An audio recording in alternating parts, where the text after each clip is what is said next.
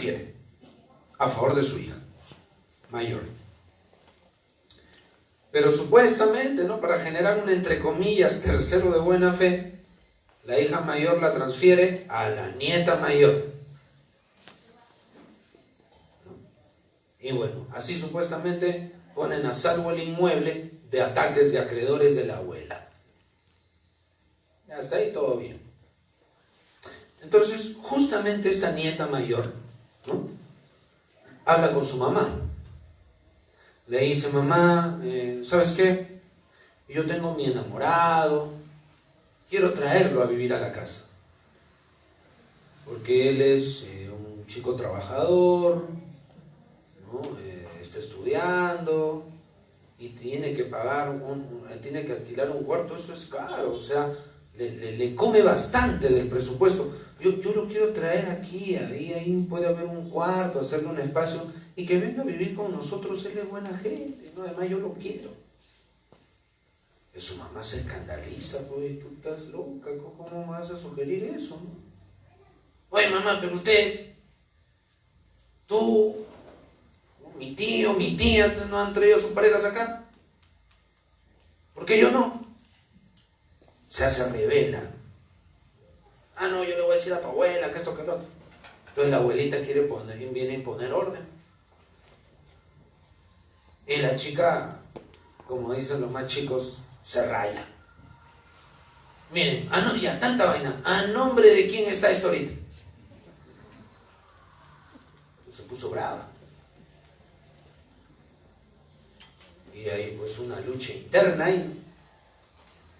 Yo sospecho que el enamorado de esta chica estudiaba Derecho o algo así, ¿no? Porque a los pocos días llega la invitación a conciliar para el desalojo. Fuera todos. Y llega pues, ¿no?, al Poder Judicial ese tema. Pero la abuelita se preocupa, ¿no? Y aquí quiero que resalten este detalle. La abuelita, el abuelo, ¿no? ¿Dónde vamos a ir, hija? Bueno, la nieta, ¿no? O sea, tú me votas, primero vete a mi casa. Número 2, ya, si me votan, ¿dónde voy yo? No tengo cómo sostenerme. O tus tíos, bueno, ellos. Ahora sí les comento un poco y luego vamos a ir analizando cada uno de estos 3 escenarios. De hecho va a haber, les comento, que hay que estar atentos porque el primer pleno jurisdiccional que va a haber sobre el tema de desalojos de familiares es, creo que era hoy día, en Lima Norte. La Corte Superior de Lima Norte el día de hoy va a ser su pleno distrital sobre desalojo entre familiares, ¿no? Va a estar interesante ver qué están acordando ahí, cómo solucionar este tema, que repito, es un supuesto de precariedad no tocado expresamente en el cuarto pleno, ¿no? Pero se tiene que aplicar el cuarto pleno, porque repito que el cuarto pleno contiene una cláusula general de precariedad, digamos, ¿no? Los supuestos de precario del cuarto pleno es una lista abierta, vuelvo a repetir. Ya, el otro tema, doctoras y doctores, es la casación 1984 del año 2017 en Lima Sur, ¿ya?, publicada en El Peruano hace 10 días, el 4 de junio. Ya más fresco, ya no pidan más fresco, no hay. ¿Ya? A ver, ¿qué pasó? Es un caso trágico, ¿eh? Claro, el de la Victoria, ¿no?, de la Avenida México, puede hasta sacar sonrisas ese caso, ¿no? Pero este caso de acá no. Este me parece un poquito más dramático. A ver, ¿qué piensan ustedes, no? A ver. Tenemos una pareja de convivientes, ¿no? La chica, ¿no?, convive con su pareja, ¿no?, Robinson. Ella se llama Paula, ¿no? Y bueno, tienen sus pequeños, tienen hijos, bebés, siendo todavía de 2, 3 años, ¿no? Robinson decide irse del hogar. Eran convivientes, ¿no? Pero hay un tema con el que tenemos que empezar. Robinson era copropietario de ese inmueble, donde estaba con su mujer y sus pequeños. Luego Robinson, ¿no?, me parece que conoce a otra mujer y se va. Pero Robinson le dice, no, mira, quédate con la casa, vive ahí, pero tú y yo hasta acá nomás.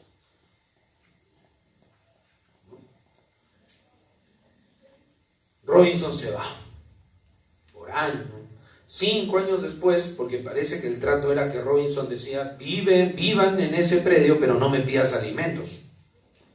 Los alimentos consíguelos tú. Si yo ya te estoy dando el tema de la vivienda, todo mitad. Pero ya para ella era insostenible, pues. No le alcanzaba, está bien. Él estaba dando la vivienda, pero la vivienda no es lo único que se necesita, pues. ¿No es cierto? ¿Verdad? Entonces ella ya estaba sufriendo, oye, no, yo te tengo que demandar, pues. Si no me vas a pagar, te voy a demandar los alimentos. Robinson asado. Oye, pero yo estoy dando la vivienda, pues yo te voy a demandar, y la demanda. ¿Qué hace Robinson ante eso? Ay, aseguro me va a embargar mi porcentaje en los derechos de acciones sobre el predio. Robinson se lo vende a su hermana Liz. ¿Qué hace Paula, ¿no?, la chica? Para salvaguardar el crédito alimentario, una acción pauliana. Inicia un proceso de acción pauliana para pedir la ineficacia de ese acto de disposición de su ex conviviente hacia su hermano, ¿no?, diciendo que es fraudulento, que se ha hecho ¿para qué? Para evadir el pago, ¿no?, de los alimentos, ¿no?, para que aparentemente se quede sin patrimonio conocido. Lo que pasa a continuación es increíble. Liz, la tía de estos pequeños, ¿no es cierto?, la ex cuñada de Paula, Liz, como es la nueva titular del porcentaje de derechos y acciones, inicia un desalojo contra Paula y bueno, evidentemente contra los niños, diciendo que es precaria, que no tiene título para poseer, y si en algún momento su hermano le dio el derecho de uso, pues ese derecho de uso ya se extinguió, porque la nueva copropietaria es ella. Y el ex de la demandada ya no es copropietario de nada. Así que olvídate del 1028 si es que lo quieres aplicar. ¿Qué dice el 1028? El derecho de usar, ¿no es cierto?, se extiende a los familiares, ¿no? Entonces no vaya a ser que la demandada diga, no, que yo soy familiar de alguien que tiene derecho a usar, que es el copropietario. No, porque ya, el copropietario ya no es ya. Ahora soy yo. En primera instancia, ¿no?, el juez de Villa María del Triunfo, juez civil, Corte Superior de Lima Sur, dice, pues, a ver, señora, ¿qué título tiene para poseer? No, que yo estoy acá porque el papá de mis hijos me dio la cesión. ¿Pero el papá de sus hijos tiene algún derecho? Bueno, sí, en realidad él ha dispuesto fraudulentamente. No, pero ahorita. ¿Quién, a nombre de quién está? Bueno, de mi ex cuñada. Ah, pero ya no de su expareja. Bueno, no, pero él me lo dio. Afuera. Fundada la hermana. La corte, la sala superior, ¿no?, siempre de la corte de Lima Sur, revoca. Básicamente 2 razones. Uno, hay un derecho a usar más antiguo, es lo que argumenta. Porque Liz, la hermana de Robinson, adquiere después que Paula adquiere el uso, ¿no? Por ser familiar de Robinson, el 1028. Eso es uno. Número dos, llevar adelante el desalojo implicaría quebrar la unidad familiar. Esa familia se va a quedar, sabrá Dios cómo va a terminar Paula y los pequeños. Si a duras penas podía, sin pagar vivienda, imaginémosle sacándola de ahí. ¿Qué dijo la Suprema? Ahorita vamos a ver. Regresemos al primer caso, ¿no? O en general, ¿no? Ser familiar implica un título posesorio. ¿Qué pasa si yo en este instante me meto en el inmueble de mi tía? ¿Qué pasa si yo en este instante me meto en un inmueble de mi padre? ¿Solo por ser su hijo me tengo que quedar? No existe ninguna norma en el Código Civil o en alguna ley que diga semejante cosa.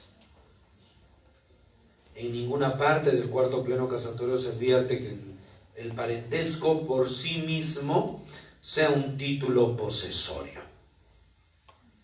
No.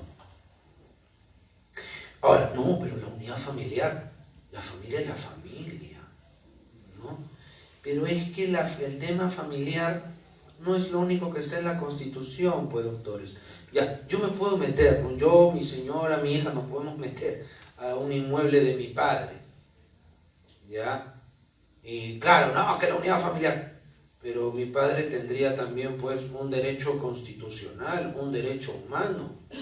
Usar, explotar su propiedad. ¿Y eso dónde queda?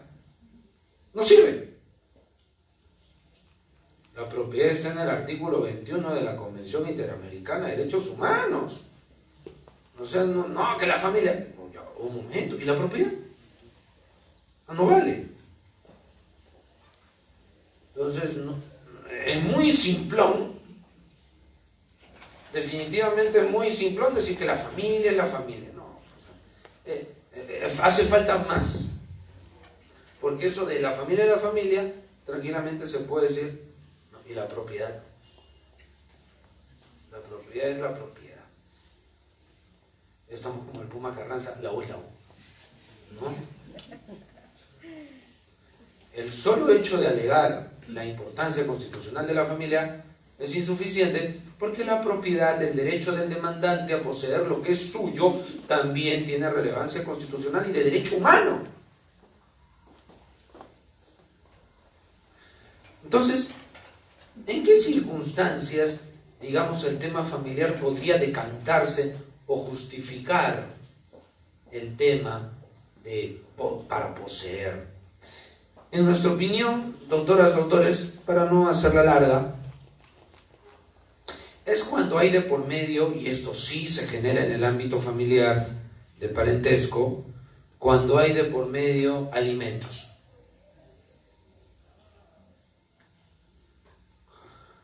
Si la demandada o demandado en el desalojo le dice al juez: señor juez, el demandante me debe alimentos. Y yo me estoy quedando en su inmueble, porque de esa manera, de alguna forma, me estoy cobrando los alimentos que me debe. Mientras no garantice o mientras no me pague los alimentos, yo voy a aplicar el derecho del 1123 del Código Civil. La retención. El acreedor se puede quedar, puede retener un bien de su deudor si es que entre el bien y la obligación hay una conexión. Y evidentemente la persona se estaría quedando en el inmueble en calidad de vivienda, y la vivienda, como sabemos, es parte ¿de qué? De los alimentos.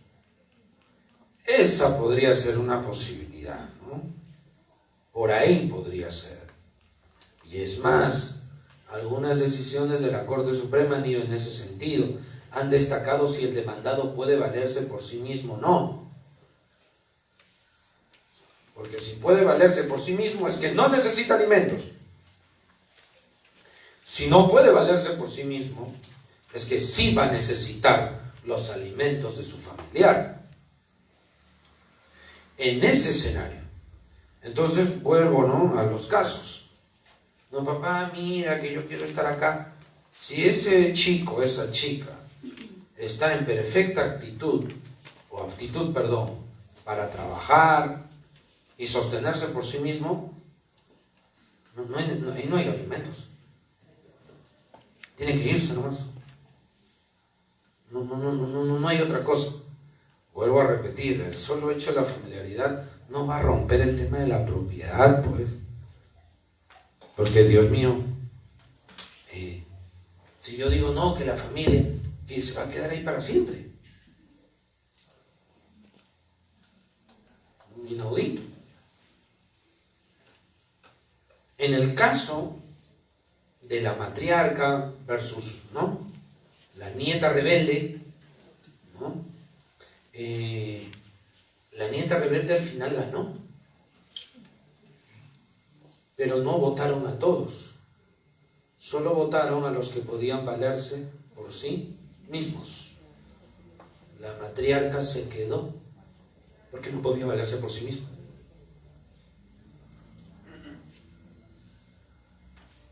Todo ese análisis se tiene que hacer en el sumarísimo. Y normal, ¿no? Si en el sumarísimo podemos hacer un chequeo de prescripción, podemos hacer un chequeo de resolución de contrato, podemos hacer un chequeo de nulidad de acto jurídico, ¿por qué no hacer estos chequeos de si se puede valer por sí mismo o no? Pero ahí hay un dato interesante. Los tíos de la nieta rebelde dijeron que el título de la nieta rebelde era simulado y nulo. Pero la Corte Suprema dijo que eso se tenía que ventilar en otro proceso. Habría que, ojo, ahí habría que haber analizado, este caso es antes del 9º pleno, el caso de Villa María del Triunfo es después del 9º pleno.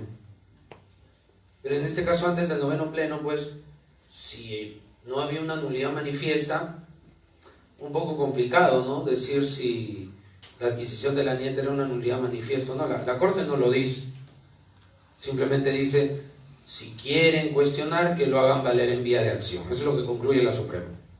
Claro, podríamos verlo también de otra manera, ¿no? ¿De dónde la nieta va a sacar dinero para comprar? Pero ese análisis no se hizo. ¿Debió hacerse? Ah, sin duda. Pero no se hizo. Si se hubiera concluido que el título de la nieta rebelde era nulo, la demanda hubiera sido ¿qué? Infundada, ¿no es cierto? Pero no se hizo ese análisis. ¿Debía hacerse? Sí. No se hizo. Vamos al caso de Villa María. ¿Qué dice la Suprema, no? Cuando ustedes chequeen esa sentencia que les he pasado, doctoras, doctores, ya escribiremos algunos comentarios sobre esa decisión interesante. La ponencia, no creo que el magistrado estuvo acá el año pasado o inicios de este año. La resolución sale por unanimidad ya, pero el ponente es el doctor Martín Hurtado. Estuvo acá en el colegio, entiendo, hace un tiempo. La buena noticia es que Paula se queda con sus pequeños en el inmueble, porque la casación se declara infundada. Pero las preguntas quedan. ¿Quiere decir que Paula se puede quedar ahí hasta que se muera? ¿No? Ya. Número 2. ¿Qué argumenta la Suprema ahí? ¿Ya? Uno, otra vez repite lo de la Sala de Lima Sur. Que el derecho, a ver, vamos a ver, argumento por argumento. Número 1, que el derecho de uso por el 1028 es más antiguo que el derecho de la demandante. Número 2, que el título de la demandante dice no convence. ¿Por qué? Porque está siendo cuestionado en acción pauliana en otro juicio. Número 3, ¿no? Artículo 4 de la Constitución, la protección de la familia y de las madres abandonadas. Fin. Esos argumentos, en nuestra opinión, son débiles. Ahora, yo sé que, no solo yo, ¿no? O sea, todos tenemos claro que la carga procesal en la Suprema pues es enorme y en general no hay tiempo para hacer grandes análisis jurídicos, ¿no? O sea, vamos a ser sinceros, ¿no? Pero eso no evita pues, ¿no?, que hagamos uso de nuestro derecho constitucional a la crítica respetuosa, por supuesto, a las decisiones judiciales, ¿no? Yo creo que nadie va a discutir de que era una cosa desgarradora sacar a Paula y a sus hijos. De repente, el juez de Villa María, el juez civil de primera instancia que ordenó el lanzamiento, de repente tuvo un criterio muy técnico y se olvidó de repente del tema social que también debiera considerar el magistrado. Pero en la parte social también tiene límites, ¿no? Yo no voy a resolver en base a ser, el juez no puede ser Robin Hood, ¿o sí? No, tampoco, ¿no? Por eso hay límites que respetar. A ver, vamos a ver primero los argumentos ya. 1, no, que el derecho de Paula era más antiguo. Eso no se puede sostener. Ya era más antiguo, pero ya feneció. Porque ¿quién le dio ese derecho? Su ex. Su ex es copropietario ahorita, ya no. ¿De dónde va a derivar su título de posesorio? Ya de ningún lado, pues ya terminó. Porque dice, ¿no? Se extiende a la familia, pero ya el ex ya no está, pues ya no está. Es otro, la hermana ha entrado ahí. Entonces ese argumento no me convence. Lo que debió haber hecho la Suprema es de repente sacar la relación de familiaridad con la tía. Ahí, cosa que no lo menciona ni la Sala de Lima Sur ni el doctor Hurtado en su ponencia, interesante por supuesto. Porque ella sigue siendo la tía. Y ya nosotros sabemos que el Código Civil y demás, el Código del Niño y del Adolescente, cuando los padres están no habidos, entran los tíos en el tema alimentario, ¿no? Y es un tema de familia, ¿no? Por ahí. No, profesor, pero caramba, Liz ya no es nada de Paula, pues. ¿No ven que han roto palos? ¿No es cierto?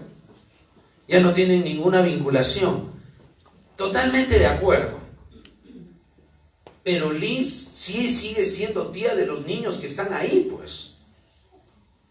Ahora, si aplicamos siempre la órbita de los alimentos, la protección de la familia, sería un poco forzado, y ahí recién entraría el tema de la unidad familiar que esboza la Suprema en esta decisión, que de repente Liz hubiera dicho, no, sáquenlos a todos y que se queden mis sobrinos, pues. No, pero ¿y su mamá cómo va a estar afuera? Pues? La mamá es su representante, digamos, la que está a cargo de ellos. Ahí recién entraría el tema de la unidad familiar. O sea, no se van a quedar por Paula, se van a quedar por sus sobrinos, por ellos. Por ahí sería el análisis, ¿no? Que no lo hizo en la Sala de Lima Sur ni la ponencia de la Suprema. Ahí podría ser. O sea, el 1028 aplicaría no por Robinson hacia Paula y sus hijos, sino de Liz hacia sus sobrinos, ¿no? Ya por extensión, por los sobrinos, Paula se tiene que quedar a cuidarlos. Ese sería, creo yo, la respuesta, la solución, ¿no?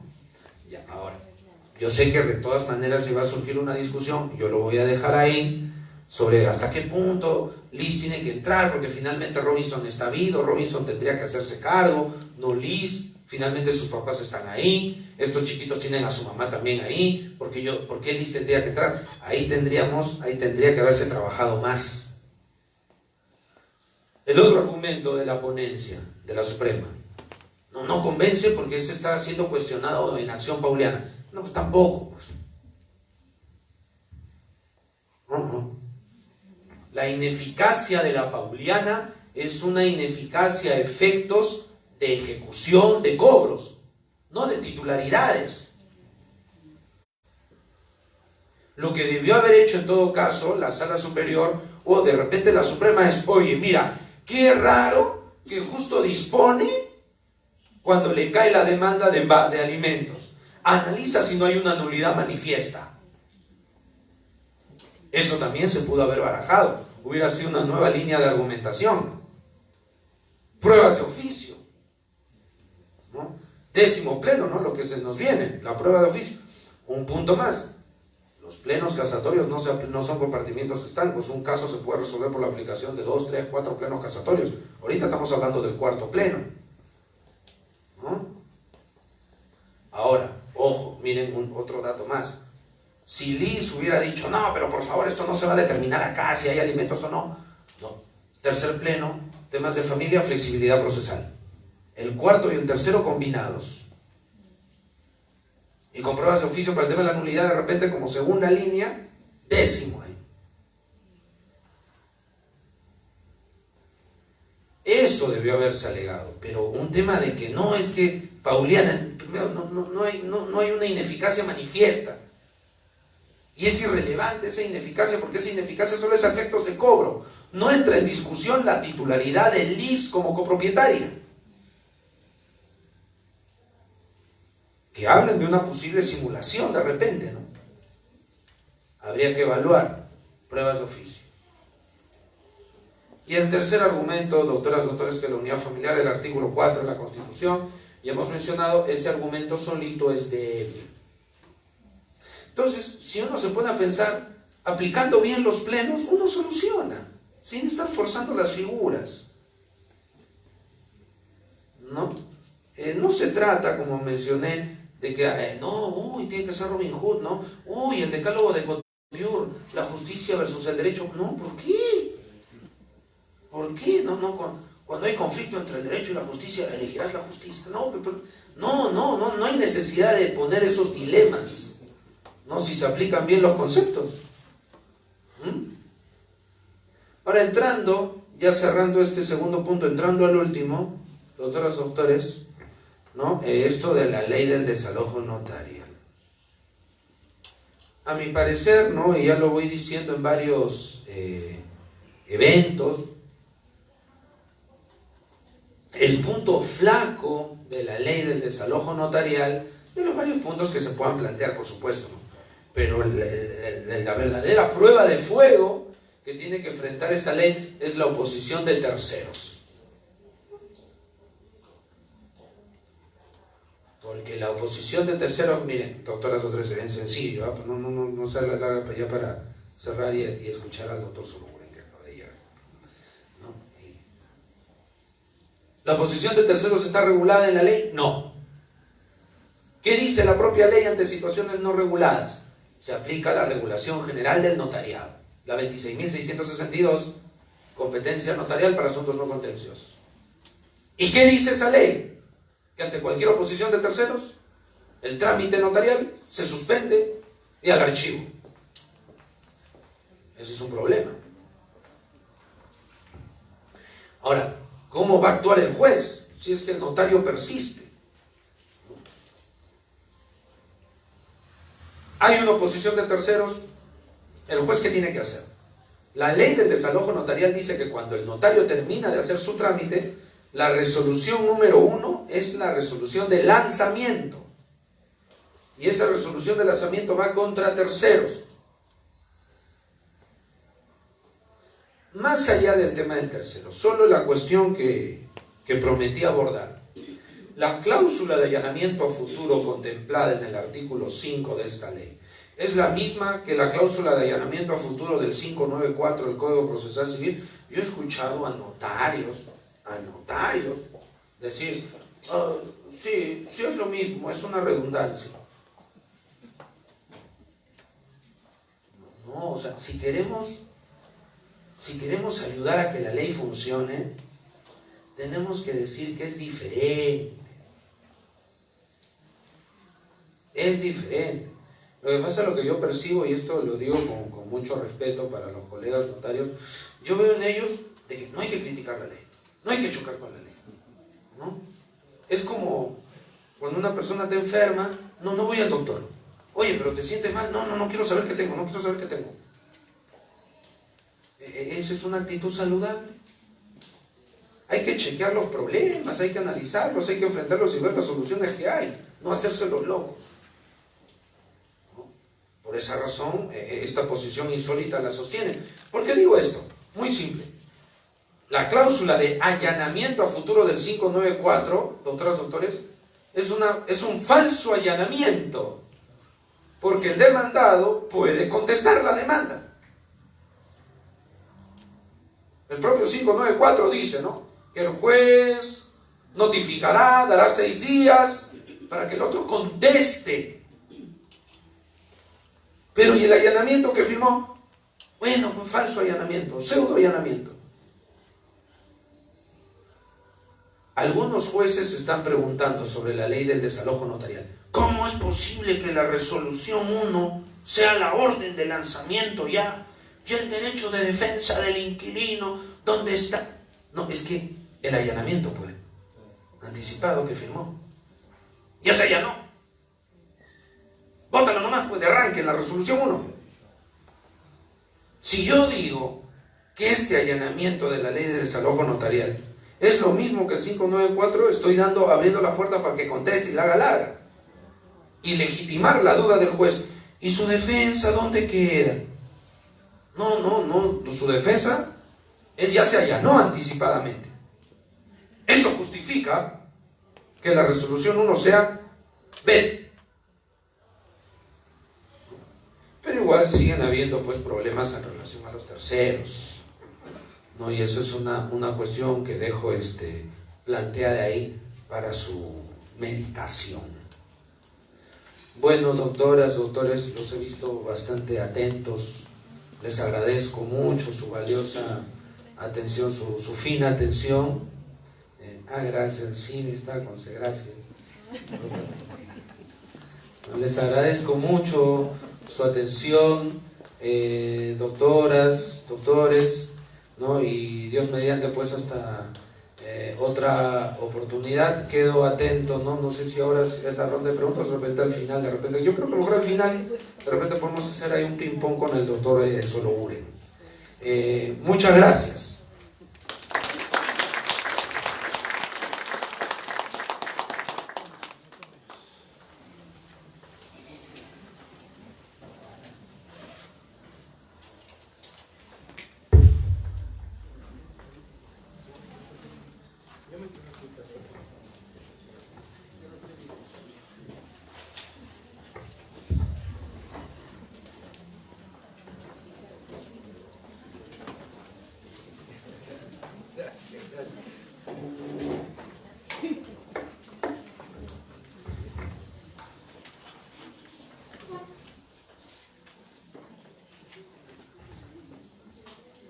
Bien, ante todo, muy buenas noches, agradeciéndonos la cordial invitación del querido Colegio de Abogados, la presencia de ustedes y, por supuesto, saludando la presencia del doctor Ronnie Namanco, que siempre nos trae novedades, ¿no?, con toda su ilustración, todo su conocimiento y su experiencia, lo cual es muy valioso, ¿no?, para nuestro foro, para nuestra comunidad jurídica, porque siempre aporta nuevas luces, nuevas reflexiones que son útiles, que son de aplicación práctica, tanto para quienes están, ¿no?, en la litigación, como también para quienes estamos en la academia y nos dedicamos un poco a analizar, ¿no?, todos los problemas que se van dando y a buscar después una fundamentación, ¿no?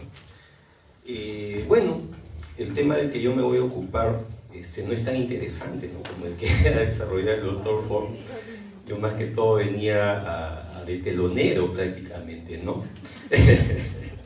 Hacer una introducción. Así que voy a hacer algo muy sencillo, algo muy puntual, tocando solamente algunos puntos que tienen relación con este tema, ¿no?, que se está conversando tanto, que es el tema del desalojo notarial. Entonces, para empezar, ¿cuál es la fuente, ¿no?, para poder empezar a conversar sobre los desalojos? Básicamente tenemos de por medio de que existe un contrato. Como sabemos, los contratos son fuentes de obligaciones, pero no solamente de obligaciones, sino que también producen otros efectos, que por ahora no vamos a discutir. Nos vamos a restringir solamente a ubicarlo, ¿no?, dentro de las fuentes. ¿Cuáles son las fuentes de obligaciones que considera nuestro Código Civil? El contrato, la responsabilidad civil extracontractual, que es muy común, muy frecuente, muy importante. Vamos a tener la gestión de negocios, la promesa unilateral y el enriquecimiento sin causa. De todas estas fuentes, la que nos interesa es el contrato. Ahora, ¿cómo son los contratos de arrendamiento en la práctica? Normalmente son contratos por adhesión.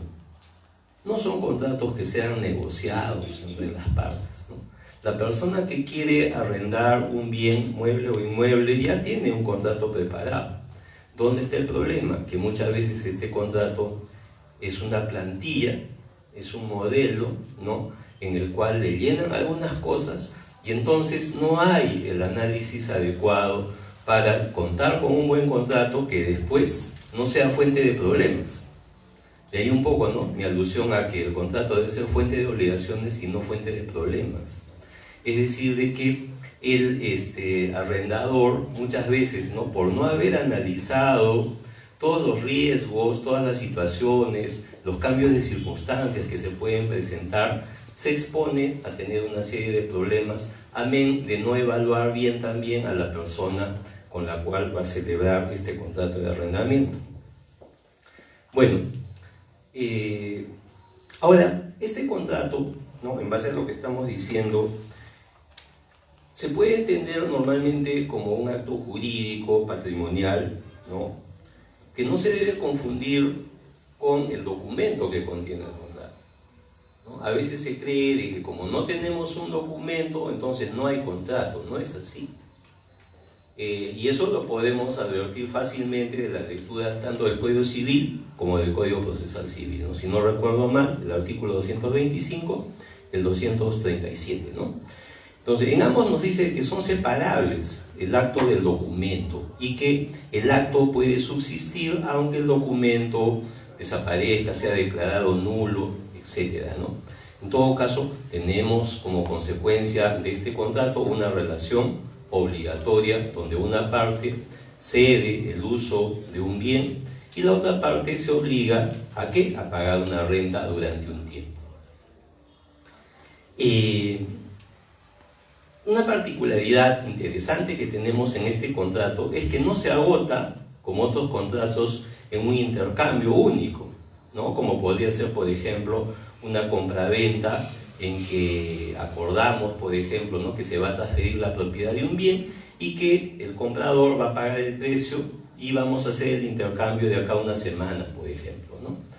Y entonces se produce el intercambio y el contrato cumple sus efectos, las obligaciones surten sus efectos y ambas partes quedan liberadas de la obligación y se acabó el problema, entre comillas, porque podría haber, ¿no?, algún vicio, alguna situación, ¿no?, que habría que ver, ¿no?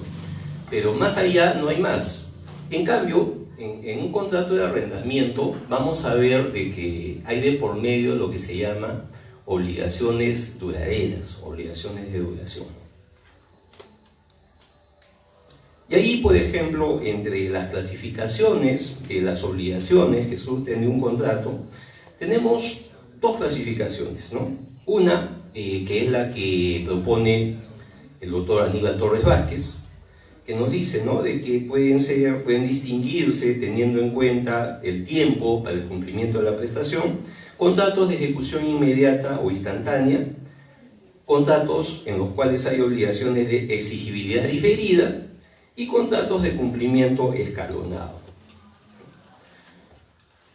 Un poco mejor, más clara es la clasificación que aporta Michel Giordani, Nos dice contratos de ejecución única y contratos de ejecución permanente o de duración, ¿no? Relaciones de obligación duradera. Y ahí encontramos contratos que tienen una duración continuada, entre los cuales se encuentra el arrendamiento, y contratos de ejecución periódica o de trato sucesivo. Cuando vemos un contrato de arrendamiento, vemos que coinciden ambas clases de obligaciones, porque para uno, para el arrendador, es una obligación continuada la que tiene que cumplir, ¿no? Y para el arrendatario, más bien es periódica, porque él no paga la renta de manera continua, sino la paga por periodos. Y así Michel Giordani nos dice, por ejemplo, ¿no? A las relaciones de obligación duradera que pueden constituirse por un tiempo determinado y en cuyo curso se extingue, pero pueden también terminarse mediante acuerdo posterior o por acto unilateral, es decir, a través de su resolución. ¿Qué significa esto? De que a través del tiempo pueden presentarse una serie de situaciones, ¿no? Tanto previstas como no previstas en el contrato. Y una de las situaciones que pasa frecuentemente es que se incumple con pagar la renta. Y esto es una causal de resolución, es decir, es una causal para desvincularse del contrato, ¿no? El otro supuesto es cuando el contrato tiene una fecha de vencimiento y entonces al concluir el contrato se entiende de que ya los efectos concluyen y surge, ¿no? Se activa una obligación de dar, es decir, de restituir el bien que se había cedido. Pero en la práctica vemos que muchas veces esto no pasa y entonces surgen los conflictos. Y si no tenemos un buen contrato, un contrato que prevea todas estas situaciones, y si además el arrendador no es diligente, se puede desnaturalizar el contrato, ¿no? Si nosotros revisamos con cuidado el Código Civil, si no recuerdo mal, el artículo 1670, ¿no? Permite justamente que un contrato que era de duración determinada se pueda convertir en un contrato de duración indeterminada. Y ahí vamos a tener un grave problema. O sea, un contrato cuya conclusión era previsible, de pronto se torna imprevisible, ¿no? Y ya vamos a tener que pensar, pues de repente, en un escenario, ¿no? de un ocupante precario, ¿no? Esta ley de desalojo notarial me da la impresión que está pensada para situaciones simples de baja conflictividad, donde el problema está reducido a lo que es el incumplimiento, ¿no? de las prestaciones de dar suma de dinero consistentes en el pago de la renta o en la conclusión del contrato, y en consecuencia debe cumplirse con la obligación de la suma, de devolver el bien, de restituir el bien. Entonces, como que se ha creado una gran expectativa, como que esta ley de desalojo notarial fuera pues una fórmula mágica que va a servir para poder resolver todos los problemas, ¿no? de desalojo, y en realidad no es así, ¿no? Amén del caso de terceros a que hacía alusión acá el doctor Forni Namango, que nos plantea pues ya una complicación, ¿no? Y que prácticamente hace, desde mi punto de vista, inviable la posibilidad de poder llevar adelante un desalojo con estas características.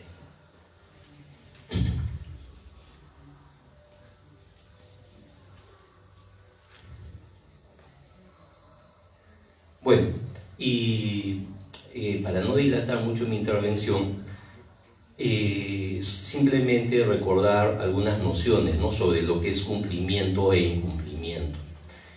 Cuando pensamos en el cumplimiento, estamos pensando en lo que es el pago. Desde el punto de vista obligacional, ¿qué cosa es pagar?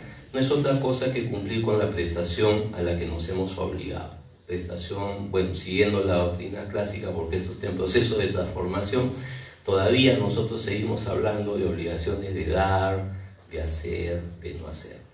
Entonces, cuando yo hago, doy o no hago, estoy pagando, estoy cumpliendo. Pero para que este cumplimiento se entienda como perfecto, tengo que tener en cuenta dos principios de identidad, es decir, dar, hacer o no hacer aquello a lo que efectivamente me he obligado. No puedo yo obligar a mi acreedor a recibir una prestación distinta. Está también el principio de integridad, que para el caso que nos interese es importante, ¿no? Porque tengo que pagar la renta completa. Cada pago es independiente del otro. No es como, por ejemplo, cuando yo pacto un contrato de compraventa a plazos, entonces estoy dividiendo la prestación en partes, ¿no? Estoy pactando una obligación divisible, ¿no? En cambio, cuando hablo de renta, cada renta es una prestación independiente y su acumulación, ¿no?, a tres rentas alternas o sucesivas va a configurar pues justamente el incumplimiento, ¿no? Y el principio de indivisibilidad en los casos que corresponden. Pero frente a lo que es el cumplimiento perfecto, vamos a tener también el incumplimiento. Y en nuestro derecho, este incumplimiento se entiende bajo 4 supuestos. Vamos a tener el incumplimiento total, es decir, de que no se ha ejecutado la prestación en ninguna forma, ni en oportunidad, ¿no?, ni en lugar, ni en las circunstancias acordadas. Y vamos a tener el cumplimiento imperfecto. ¿Qué significa esto? Un cumplimiento parcial, un cumplimiento tardío o un cumplimiento defectuoso, ¿no? En nuestro sistema, cuando hay de por medio un retraso para poder, por ejemplo, resolver un contrato, una exigencia con la que tenemos que cumplir es con constituir en mora a nuestro deudor, ¿no? Y ¿qué es lo que pasa? De que muchas veces en los contratos, por ejemplo, no incluimos una cláusula de mora automática. Podríamos hacerlo, pero como no está en el modelo, a nadie se le ocurre, ¿no?, o a muy poca gente. ¿Cuál es la ventaja de incluir esta cláusula de mora automática? Que yo ya no necesito pues hacer una carta notarial para activar la mora, sino que una vez vencido, ¿no?, el contrato, la mora se activa y entonces puedo acogerme a la resolución del contrato, puedo dar por terminado el contrato. Debemos distinguir, ¿no?, lo que es el incumplimiento de lo que es la imposibilidad sobreviniente y originaria. La imposibilidad originaria prácticamente haría que tuviéramos un contrato nulo y en consecuencia no podríamos exigir que las obligaciones que presuntamente habrían nacido se cumplan. En cambio, cuando la imposibilidad es sobreviniente, normalmente habría que aquí indagar si esa imposibilidad ha sido ocasionada por las partes, es atribuible a alguna de las partes, o si más bien no es atribuible a ellas y se trataría de un caso fortuito o de fuerza mayor, ¿no?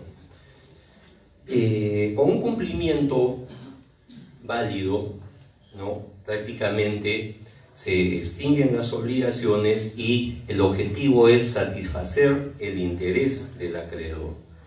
Con el cumplimiento de la obligación, en teoría se extinguen también las garantías, pero sabemos que esto no es automático, ¿no?, porque hay un principio: lo que se hace de una forma se modifica o se deshace de la misma forma. Así, por ejemplo, si yo constituyo una garantía por escritura pública, más adelante voy a tener también que cancelar esa garantía con otra escritura pública, pero ¿cómo? Acreditando que la obligación ya ha sido pagada.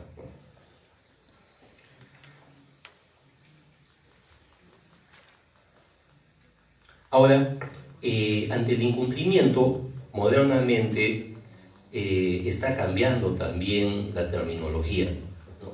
Por ejemplo, Díez Picasso nos hablaba de acciones o de medios de protección o medios de defensa ante el incumplimiento.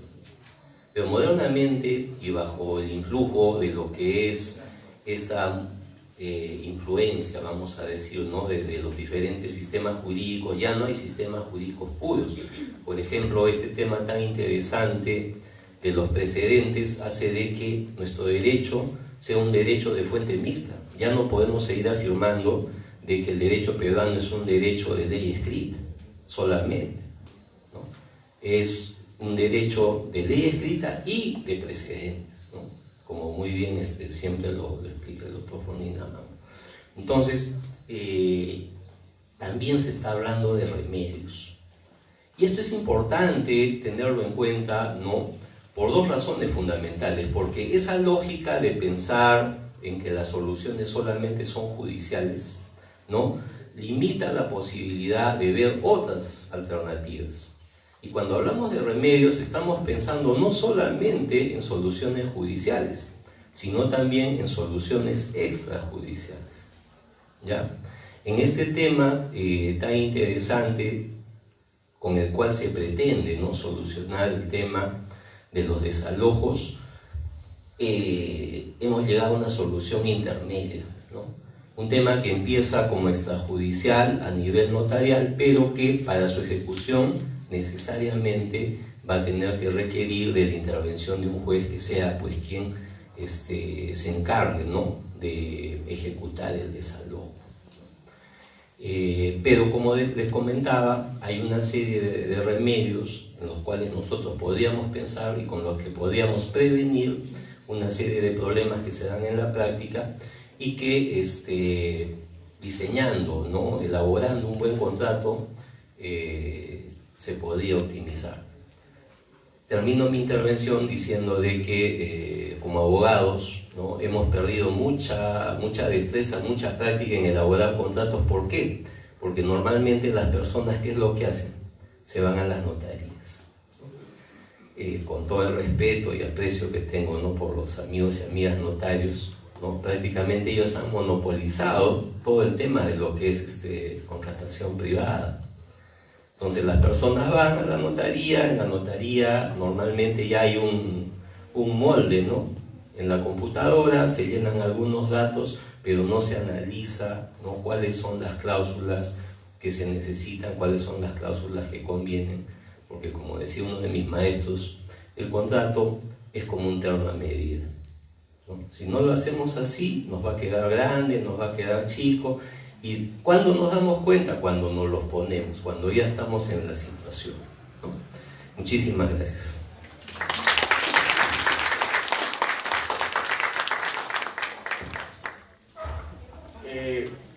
Buenas noches, quiero agradecer la presencia del doctor Ford y del doctor Sologuren, y se viene la ronda de preguntas, ¿no? Si alguien tiene alguna duda, perfecto. Buenas. Me parece que habló sobre el tema de la prescripción, ¿no?, para el doctor Ford. Tengo un caso concreto. Por ejemplo, yo soy dueño de unos terrenos que me heredaron mis abuelos y tienen petroglifos, hago posesión. ¿Por qué en este caso hipotético o concreto un gerente de cultura X me quita esta posesión cuando yo la hago? ¿Cómo avalo ahí la prescripción? ¿Cómo justifico solo con el tema histórico? ¿Por qué pasa eso? ¿Me puede dar una respuesta concreta a eso, por favor? Sí, gracias por la pregunta. Lo que ocurre es que los bienes que están protegidos por la normativa que protege el patrimonio cultural de la nación no se pueden adquirir por prescripción, son imprescriptibles, ¿no? La normativa especial indica eso y yo puedo cumplir los requisitos de ley para adquirir por prescripción, pero lamentablemente ese impedimento de normativa especial es como pretender adquirir por prescripción. Para poner un ejemplo, no es igual, ¿no?, salvando las distancias fácticas, pero jurídicamente no, como pretender prescribir alguna zona de Machu Picchu o algún santuario histórico, ¿no? No se puede, no hay un impedimento legal. Tendríamos que ver las áreas que no son de relevancia cultural, ¿no? Si todito tiene relevancia cultural, habría que ver, no vaya a ser que de repente ahí sí, eso se tendría que ver en detalle, si es que el Estado de repente indebidamente, si, por poner un ejemplo, ¿no?, una cuestión así simplemente para graficar, si el área tiene 5 hectáreas, ¿no?, por poner un número X, y en realidad solo 2 tienen relevancia y las otras 3 ya no vienen al caso, sería indebido que el Estado pretenda coger las 5. Eso ya habría que verlo caso por caso, ¿no? Agradeciendo la pregunta del doctor, si se dan cuenta están pasando unos papelitos y es para sortear al finalizar de todo el presente curso un libro. ¿Alguna pregunta más? ¿De alguien que lea?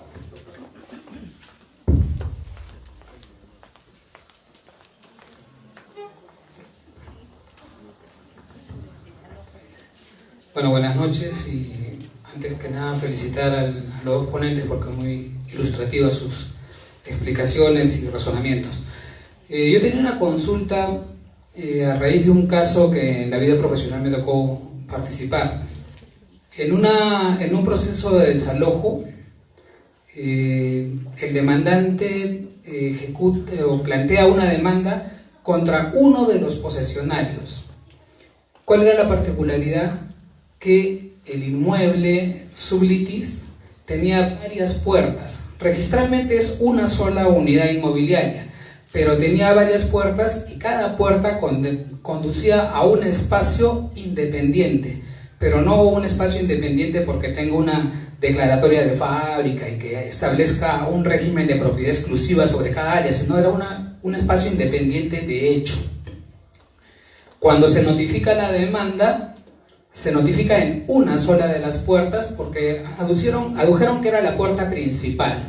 Así se llevó el caso, llegó a sentencia, lo ejecutaron y cuando llega al lanzamiento, recién se entera uno de los poseedores que había un proceso. Finalmente es lanzado. Entonces la persona viene a mi oficina desesperado, ¿no? Sufrí un lanzamiento, yo no me enteré que había este proceso. Nosotros hemos ido por la vía de interdicto por despojo judicial. Mi pregunta es, ¿sería la vía adecuada en este caso de desalojo que está vinculado con el tema que ustedes están viendo? No con los temas específicos que han tratado, pero es un tema de desalojo, me parece a mí bastante interesante.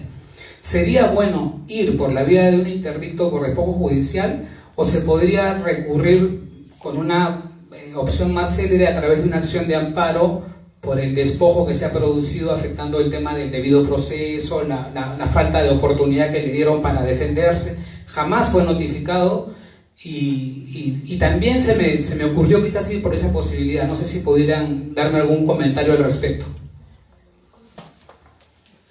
A ver, por mi lado diré que aunque no esté de acuerdo, ya es claro en la jurisprudencia del TC, insisto, aunque yo no esté de acuerdo, que la posesión no se puede proteger por amparo, ¿no? Eso, digamos, como premisa, ¿no? La única manera que yo creo que podría construirse la idea de apelar al 605 del Código Procesal Civil, ¿no?, de que esta persona no fue notificada, que no hubo una notificación dirigida a él o no hubo una notificación a los terceros ocupantes, porque una notificación a los terceros ocupantes, que es lo que quien habla recomienda, ahí sí ya lo dejaría en offside a su defendido totalmente, pues no puede decir, no, pero que la puerta, es que jurídicamente nada que ver. En cambio, que no hay una notificación dirigida a él, ese sería, creo yo, la piedra de toque para construir la idea de un despojo, ¿no? Porque se adaptaría al 605, ¿no? No fue notificado. No, pero llegó al inmueble, sí, pero no está dirigido a mí, ¿no es cierto? Y como sabemos, sí se estila notificar a los terceros ocupantes. Eso es una cosa bastante... Y si no ha habido en este caso, habría que ver, ¿no? Si no ha habido, sí podría, en mi opinión, plantearse la idea, ¿no? Eso a primera vista es lo que usted está comentando, ¿no? Igual usted sabe que hay información más, información menos, ¿no? No sé si el doctor se adhiere. Una tercera pregunta de repente. ¿Una pregunta?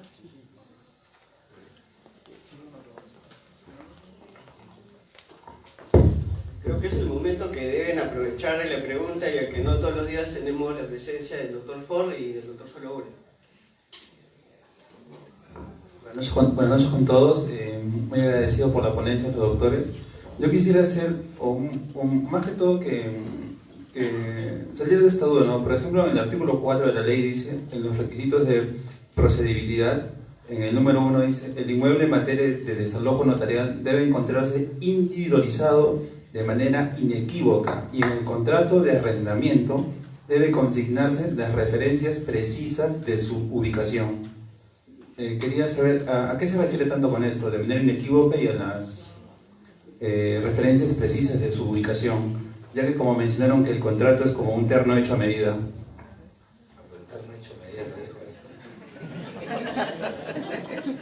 Bueno, hablando de ternos, cuando hacemos un contrato respecto de un bien, ¿no? Hemos dicho de que para poder exigir el cumplimiento de una obligación, ¿no? Hay de por medio lo que se llama el principio de identidad. El principio de identidad es un principio lógico. Entonces, cada cosa, cada ente solamente puede ser igual a sí mismo. De manera que si, por ejemplo, queremos ejecutar una medida o queremos exigir el cumplimiento de una obligación, no podemos confundirnos de objeto. Por ejemplo, ¿qué es lo que sucede cuando se va a llevar adelante una diligencia judicial?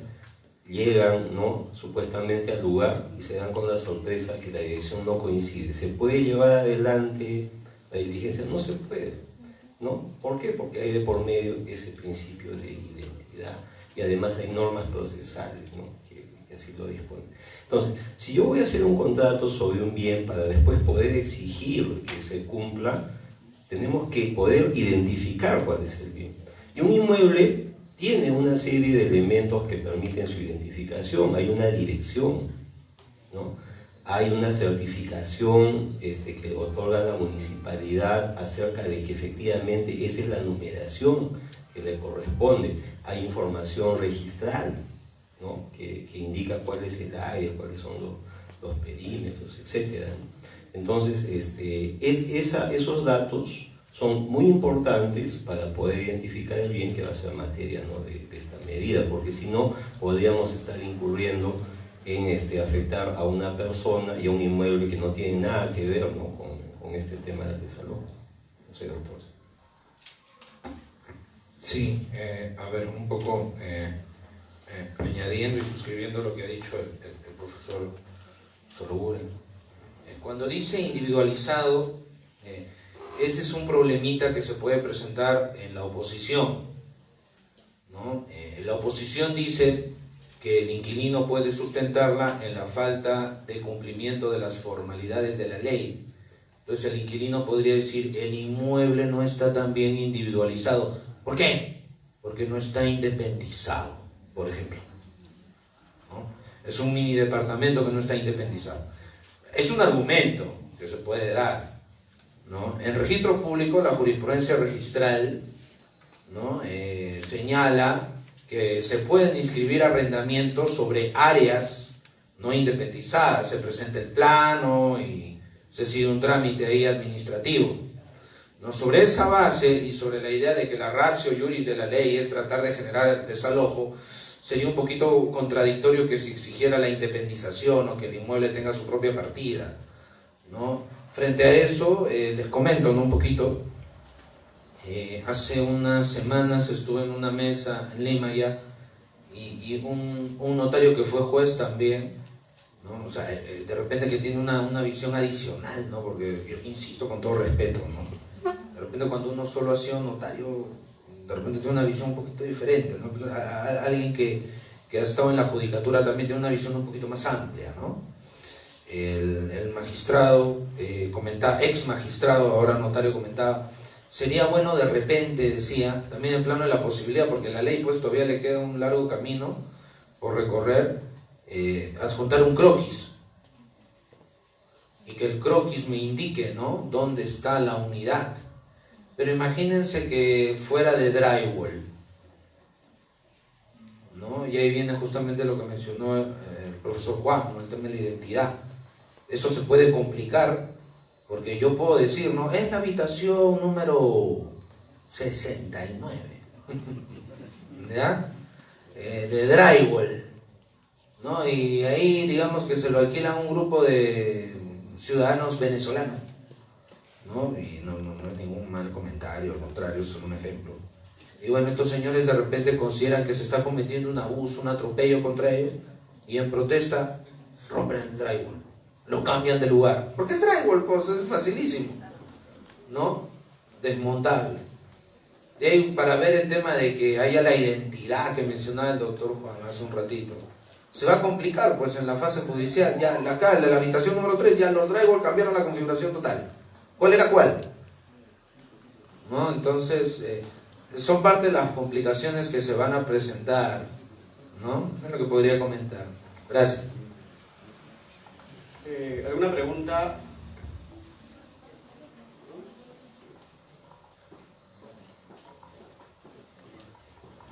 Buenas noches.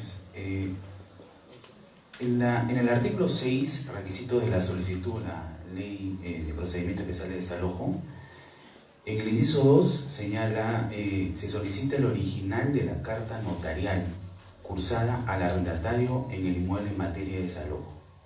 Ahora, esto se contradeciría con el tema de los acuerdos arribados en el Pleno Jurisdiccional Nacional Civil de Chiclayo el año 2017, en donde en el tema número 1, la segunda ponencia establece que cuando el arrendatario envía una carta notarial de requerimiento de devolución, queda impedido, ¿no?, de interponer demanda de desalojo por vencimiento.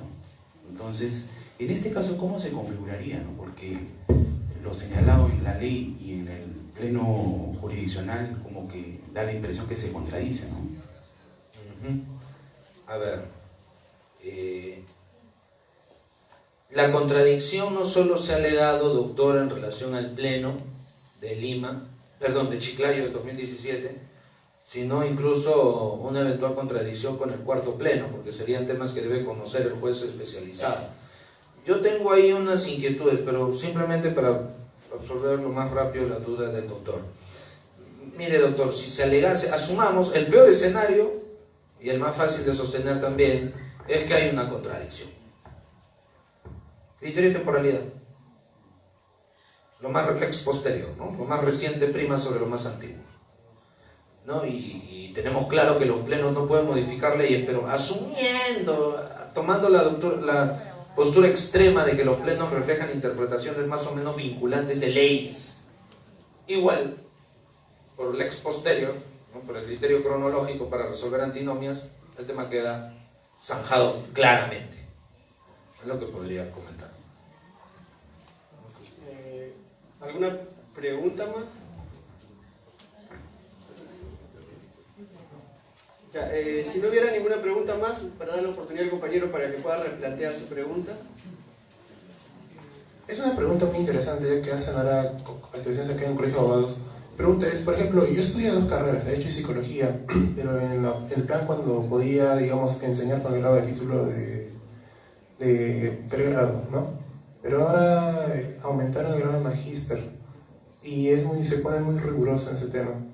¿Qué sugiere usted como grado, como magíster? El otro doctor es egresado.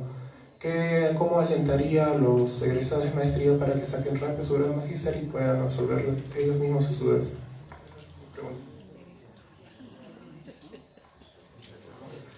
Bueno,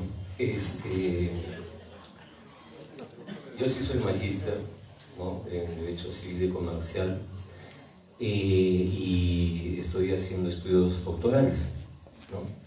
Lo que te puedo decir es de que en este momento existe una obligación legal de ponernos a estándares internacionales, ¿no? En otros países nadie puede enseñar derecho si es que no tiene al menos el grado de maestro, ¿no? En el Perú, como teníamos una ley antigua, esta exigencia no existía.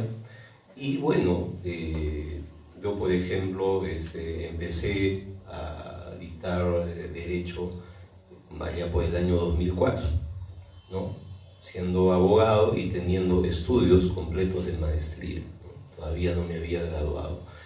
Ayer casualmente estuve, ¿no?, en el seminario que organizó la Universidad Nacional por los 20 años, ¿no? Y ayer y hoy, ¿no?, han llevado adelante un evento muy interesante, los alumnos de tercer año de Derecho, ¿no?, lo cual es muy meritorio de que ellos organicen, lo lleven adelante y todo, ¿no?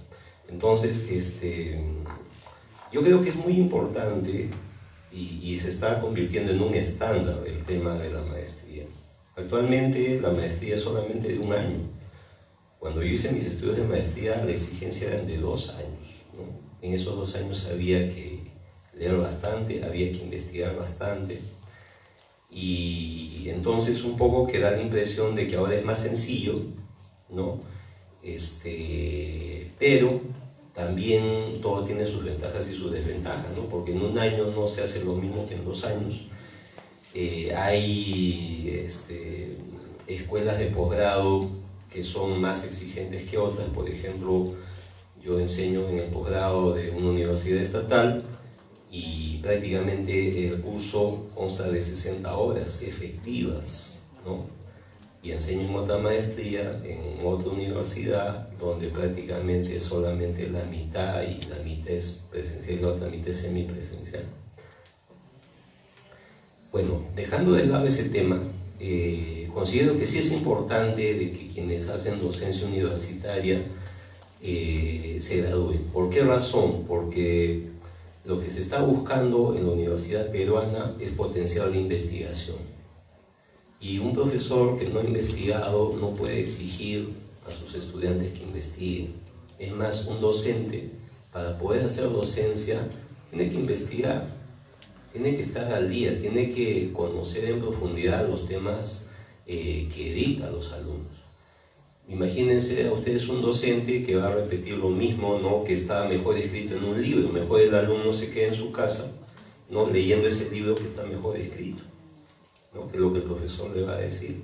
Pero la idea no es esa, la idea es que vaya el profesor, le transmita su experiencia, lo aproxime, ¿no? A circunstancias, a situaciones similares a las que se dan en la realidad, ¿no? Absuelva sus preguntas, así como las que ustedes están planteando, de que el alumno adquiera no solamente conocimientos teóricos, sino también habilidades y destrezas profesionales.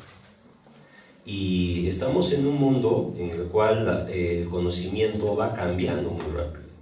Si ustedes se dan cuenta, a cada nada hay novedades legislativas, novedades jurisprudenciales, ¿no? Precedentes, que van cambiando las interpretaciones, que van cambiando los criterios, ¿no?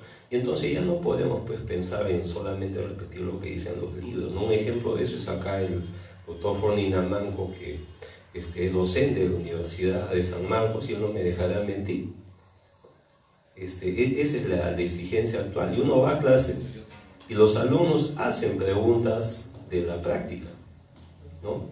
¿Por qué? Porque ellos también ya seguramente están practicando, están con algún abogado, están en situaciones, tienen acceso a internet, a diferencia de cuando nosotros éramos estudiantes, y te preguntan cosas, ¿no?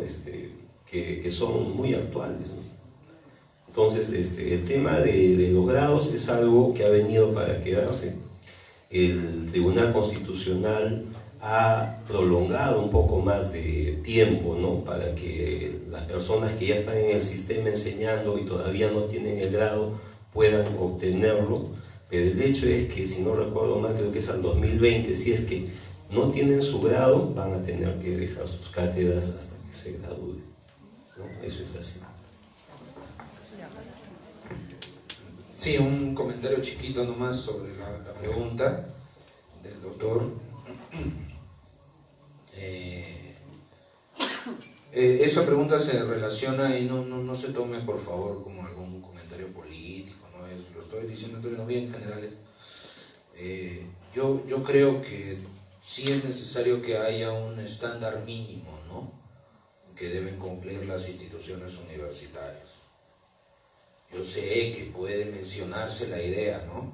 Que simplemente lo dejo para la reflexión, ¿no? La universidad no hace a la universidad. Esa frase más conocida. Y yo no voy a decir que es falso, yo no voy a negar el rol que tiene cada uno, ¿no? De nosotros en su propia formación, ¿no? Definitivamente uno labra su propio destino. Yo no voy a negar eso. Pero por otro lado, creo que es innegable que tiene que haber un mínimo, y yo simplemente comparto brevemente. Hace poco, en un diario local de circulación nacional, el investigador Hugo Ñopo hizo una investigación, publicó una investigación en la que, en resumen, una de las conclusiones era que ciertas, vamos a decirlo así, instituciones universitarias que en algún momento, no recuerdo quién, llamaba universidades de medio pelo, de ahí Ollanta habló de... No, Ollanta fue el que habló de medio pelo, y el otro dijo de cuarto de pelo, después Daniel Mora, las universidades de Chicha, ¿no? Lo cierto es que Ñopo ha advertido que en su investigación que en algunos casos la universidad ha sido dañina para cierto grupo social, que para cierto grupo de jóvenes, digamos, en lugar de irse a estas instituciones, mejor hubiera sido que se dediquen a hacer otra cosa. Porque en vez de que tengan mejores perspectivas de mejoras de ingreso, en realidad es lo otro, ha empeorado la situación. Entonces creo que ese es un dato a tener en cuenta al momento de formarnos nosotros como miembros de la comunidad jurídica, nuestra opinión sobre, ¿no? Yo no voy a decir ni a favor ni en contra, simplemente doy dos pequeños datos o dos pequeñas ideas a considerar al momento en que uno como miembro de la comunidad jurídica saque sus conclusiones sobre hasta qué punto hace bien o no bien o regular la SUNEDU, ¿no? En lo que a facultades de derecho se refiere. No solo quería agregar eso. Bueno, una última pregunta. A ver, muchas gracias por sus brillantes ponencias. Yo quería sacar un poquito más el impuesto a su participación. Los plenos casatorios son sumamente importantes, ¿no? El cuarto pleno, el noveno pleno modificó al cuarto, y han habido varios casos emblemáticos, si se podría decir, ¿no? Uno de ellos era la casación 575-2017 de Tacna. Era un proceso de desalojo preocupante precario. Y es interesante también para que quienes están aquí en el público lo puedan revisar, porque abarca toda la mayoría de instituciones del derecho real. En todo caso, ahí iba la pregunta: ¿en qué supuestos o cuáles podrían ser los supuestos para que una sentencia de desalojo fundada podría caer en una situación de inejecutabilidad de la sentencia? A ver, un supuesto, el principal y el que es mencionado expresamente por el cuarto pleno, es cuando hay un conflicto entre una sentencia con autoría de cosa juzgada, se entiende, firme, de desalojo versus una de prescripción adquisitiva, ¿no? El típico ejemplo es, yo le digo al juez, a mí me están desalojando. Señor juez, pero tengo aquí 30, 40 años. No, como el caso de los hermanos Panduro de Ucayali, que justamente dio lugar al cuarto pleno casatorio. Yo tengo acá 40 y tantos años, señor juez, ¿cómo me van a votar? No, a ver, trae tu papel. No pasa nada, no te creo. Fundada, vótenlo, ¿no? Y yo, no, me asesoro mejor, ¿no? Me consigo de repente un mejor abogado, ¿no? Preparo bien mi demandita de prescripción y presento una excelente demanda de prescripción, ¿no? Entonces, mientras voy perdiendo el desalojo, voy ganando la prescripción, ¿no? Entonces, el cuarto pleno dice que una victoria firme en la prescripción da derecho al prescribiente, vamos a decirlo así, a pedir la inejecución del mandato de desalojo. Pero la pregunta, ¿no?, llevando el cuestionamiento del doctor Sosa un poco más allá, y si el desalojo avanzó muy rápido y mi prescripción está un poquito lenta, supongamos que ya en Suprema se declaró improcedente mi casación para tratar de vencer en el desalojo, mi defensa estuvo mal planteada, ¿no? Y ya está regresando al juzgado de origen, ¿no? Y ya me van a desalojar, y yo ya gané en primera instancia mi prescripción, ¿no? Está en segunda instancia, está en trámite. ¿Qué podría hacer ahí? no se cumple el supuesto del cuarto pleno expresamente. Yo podría suspender el desalojo en ese estado. A ver, lo que se alega o lo que se baraja a veces es las medidas cautelares de no innovar. Pero allí puede haber un pequeño problemita, que ya hay algunas decisiones del TC, que eso de que un juez le ordene a otro juez qué hacer, ya está entrando en bastante discusión, ya el TC está rechazando esa posibilidad. El único que puede darle órdenes de un juez a otro es el juez constitucional. El juez civil, digamos, o mixto, cuando se pone la armadura de juez constitucional en un amparo, por ejemplo, ahí puede decir, ya, suspéndase tal proceso, suspéndase tal juicio. Pero entre procesos civiles hacer eso no. A mí me parece que ahí podría aplicar la regla de la suspensión del proceso, decirle al juez de desalojo, mira, he ganado en primera instancia. En segunda instancia, mire usted, lo he masacrado. Ya va a salir a mi favor y puede salir a su favor. De repente ya ganó también en segunda instancia, solo que el trámite de casación va a tardar 1 año, año y medio, ¿no? Por favor, señor juez, una suspendida. Total, el Código Procesal Civil dice que hay una cláusula abierta para suspender los procesos, ¿no? Cuando el juez lo considere pertinente, ¿no? Ese podría ser, ¿no? la posibilidad, porque esperar también tener eso de que justo cuando me van a desalojar ya tengo mi sentencia firme de prescripción, vamos, eso muchas veces no va a pasar, ¿no? Muchas veces no va a pasar, ¿no? Entonces creo que la vía adecuada, más que la cautelar, que también podría ser, ¿no?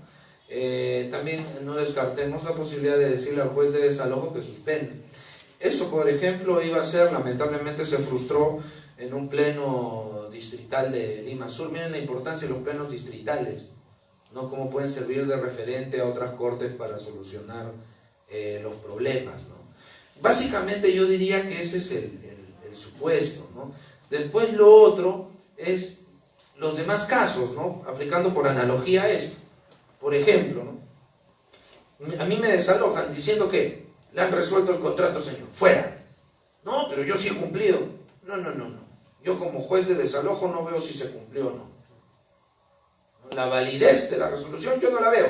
Eso me hizo el cuarto pleno. Así que vaya yéndose nomás, ¿no? Entonces yo voy, inicio mi proceso para tratar de enmendarle la plana al juez de desalojo. La misma historia. Si voy ganando acá, tendría que decirle al juez de desalojo, por favor, una suspendida. Pues mira, ¿no? Bueno, y así en los otros supuestos también, salvo el de la nulidad manifiesta. Porque en el tema de la nulidad manifiesta, quien previene y quien se queda, quien conoce, es el juez de desalojo. Pues siempre se pregunta eso, ¿no? ¿Qué pasa ante la nulidad manifiesta y yo inicio otro proceso para tratar de darle la contra? No puedo, sería abocamiento indebido ya. Habría una excepción de la indispendencia claramente, ¿no? El segundo juez, a mi parecer, podría meterse en un lío grave si se mete a admitir y todo, porque habría un tema de abocamiento, ¿no? Es lo que podría a grandes rasgos mencionar, doctor. No sé si lo propongo. Bueno, yo quisiera agregar algo adicional, ¿no? Una resolución que ordena el desalojo no tiene pues la calidad de una cosa juzgada técnicamente, ¿no? Y más bien, si estamos discutiendo acá un tema de adquisición por prescripción, estamos hablando de un derecho de propiedad y que prácticamente ya habría sido, ¿no? Materializado por la parte que estaba ocupando el bien. El Código Civil lo único que nos exige es que se cumplan los requisitos: el ánimo de poseer como propietario, ¿no? La posesión pacífica, pública y continua, y cumpliendo estos requisitos se ha producido ya una adquisición originaria. ¿Cuál es, digamos, la dificultad? De que esta persona se encuentra en una circunstancia en la cual tiene dificultades para probar que es el propietario, ¿no? De ahí que esta sentencia solamente tiene un carácter declarativo. Y yo coincido, ¿no?, con la opinión del doctor Forni Namanco, porque efectivamente lo que se está discutiendo no es la posibilidad de convertirlo en propietario, sino de comprobar si ha cumplido los requisitos y efectivamente es un propietario.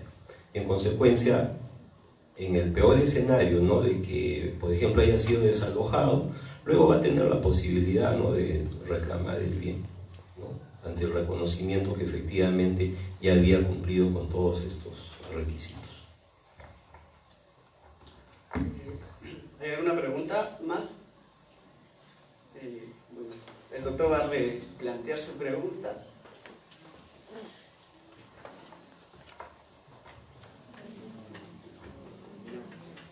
La última, muchas gracias.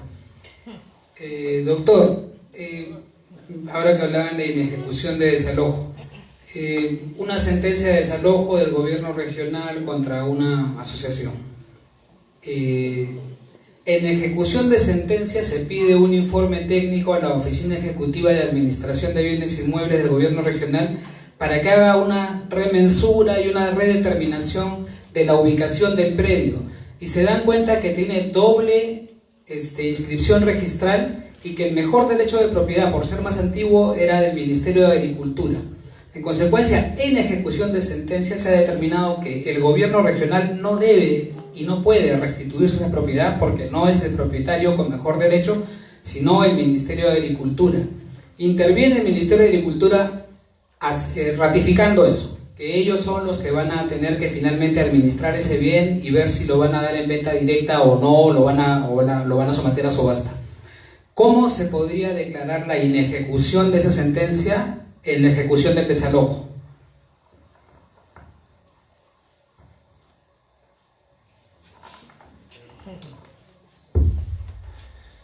A ver, si al momento en que se tiene que dar cumplimiento a la orden de desalojo, hay imposibilidades fácticas, digamos, de llevar adelante eso, sencillamente el juez tiene que proceder, inclusive en un momento posterior, luego de intentar ejecutar, decir, a la luz de, puede haber una imposibilidad física o incluso jurídica, ¿no?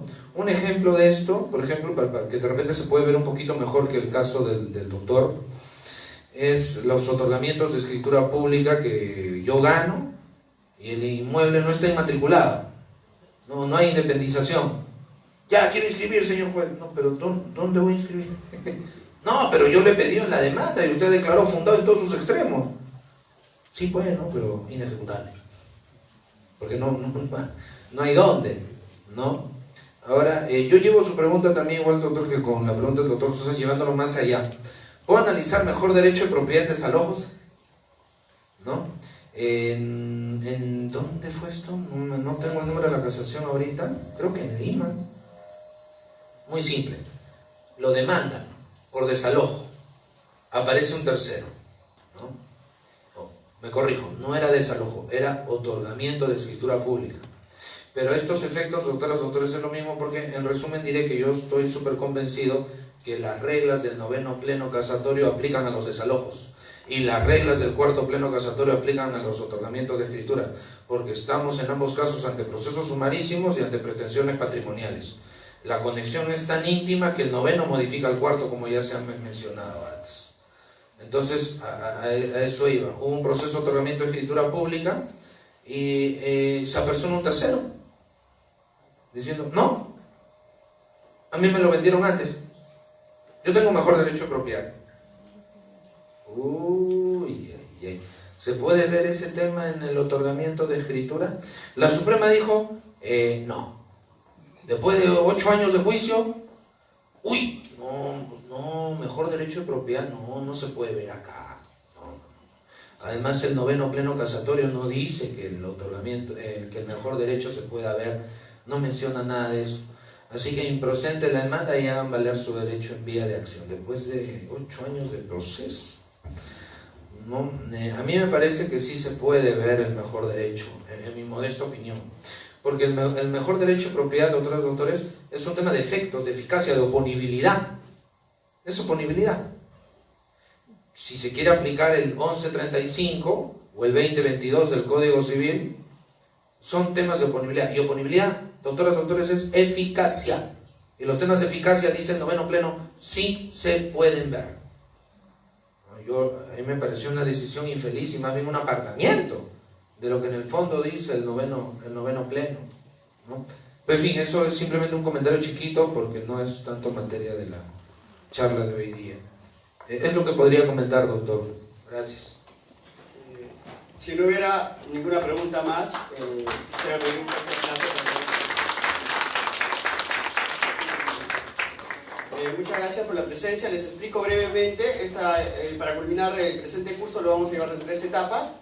Una es la entrega del reconocimiento a los 2 presentes y brillantes ponentes, y luego vamos a pasar a lo que es la toma de foto en conjunto, los que quieran participar, a realizar el sorteo del libro.